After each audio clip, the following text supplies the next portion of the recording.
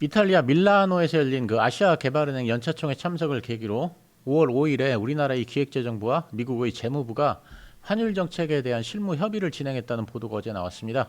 이번 협의는 지난 4월 미국 워싱턴 DC에서 열린 2+2 통상협의에서 양국이 환율 문제를 별도로 논의하기로 합의한 데 따른 후속 조치로 이루어졌다는 것입니다. 이런 사실이 알려지자 외환시장에서 원화가 강세를 보였습니다. 원달러 환율이 장중 한때 1396.5원까지 하락해서 1400원 아래로 떨어졌습니다. 이는 그 환율 협의가 원화 절상 압력으로 작용할 수 있다는 해석이 반영된 결과입니다. 그렇지만 그 뉴욕 시간으로 오후에 들어서면서 미국이 주요 국가와의 무역 협상에서 달러 약세를 끌어내기 위한 압박은 하지 않을 것이라는 보도가 나오면서 원달러 환율은 1405원까지 반등을 했습니다. 이는 이번 달 초에 대만 달러의 가치가 급격하게 상승한 것과 맥락을 같이 합니다. 우리가 어린이날 연휴로 휴일을 보내는 사이에 대만 달러는 3일 만에 10%가 급등했고 하룻밤에 무려 5%가 상승한 바 있는데 이 나라의 상승은 1988년 이후 최대 변동폭입니다. 이 영향으로 우리나라 원화의 가치도 크게 상승했고 덩달아 아시아 통화가 전반적으로 강세를 보인 바가 있습니다. 대만 달러가 상승했던 원인은 다양하지만 가장 중요한 원인은 마르라고 합의에 대한 우려감이었습니다. 마르라고 합의는 트럼프 대통령의 두 번째 임기 중 제안된 국제통화와 무역 재편에 관한 구상입니다. 이 합의는 1985년 플라자 합의를 모티브로 해서 미국 달러의 가치를 조정하여 글로벌 무역 불균형을 해소하려는 목적을 가지고 있습니다. 마르라고 합의의 그 주요 내용은 첫째, 달러 약세의 유도입니다. 미국 무역 적자와 제조업 경쟁력 약화를 해결하기 위해 달러 가치를 낮추는 방향을 모색하고 있습니다. 둘째, 초장기 국채의 발행입니다. 외국의 100년 만기 무이자 또는 아주 낮은 이자 국채로의 전환을 제한해서 미국의 재정 부담을 완화하려는 계획이 포함되어 있습니다. 셋째, 무역 파트너에 대한 압력입니다. 관세 부과나 안보 보장 축소 등의 수단을 통해서 주요 무역 그 파트너들에게 협상을 유도하려는 전략이 포함됩니다. 대만 정부는 그 마르라고 합의에 대해 공식적으로 부인했지만 외환시장에서는 중앙은행이 적극적으로 개입하지 않고 있다는 인식이 확산되면서 미국 달러의 약세를 유도한 것 아니냐는 우려가 생겼고 그래서 대만 달러의 상승을 더욱 부추겼습니다. 대만은행이 개입을 하기는 했지만 개입 강도가 예상보다 현저히 축소되면서 오히려 대만 달러가 개입하기 전보다 더 폭등했습니다.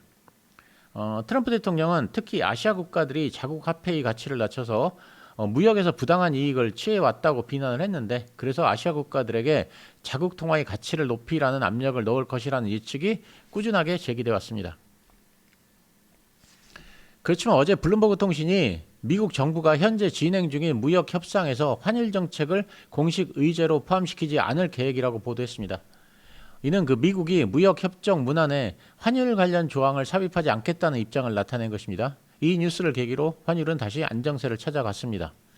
이와 관련해서 블룸버그는 익명의 관계자를 인용해서 트럼프 행정부가 무역 상대국들이 자국 통화를 인위적으로 평가절하하지 않기를 원하지만 이러한 정책을 무역 협상에서 공식적으로 언급할 계획은 없다고 전했습니다.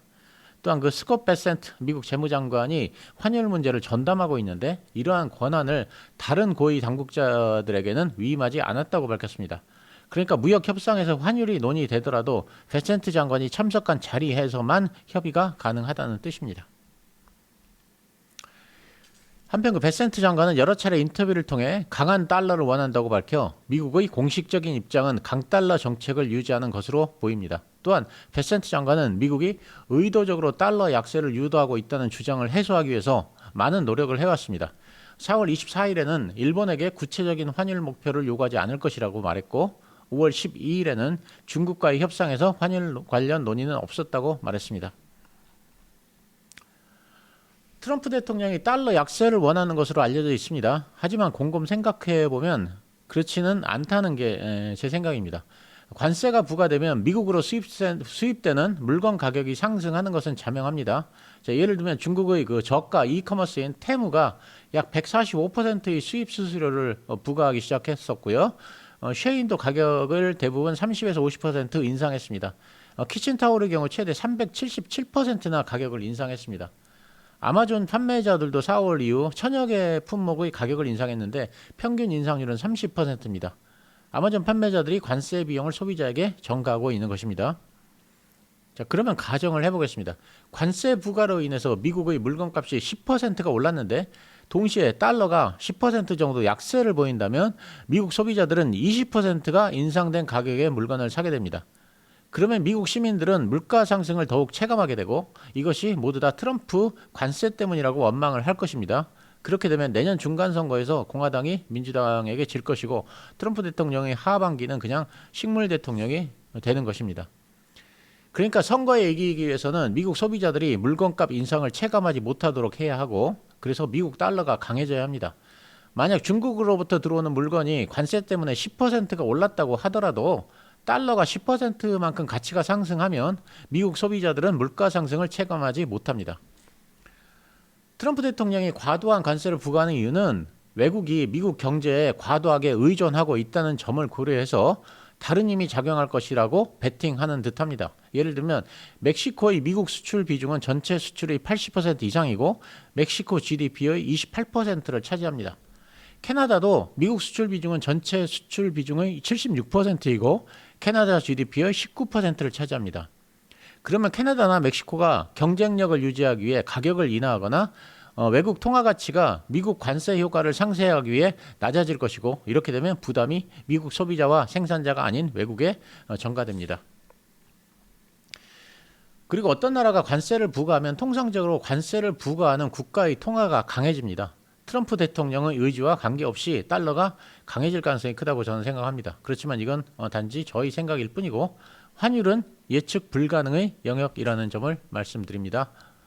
감사합니다.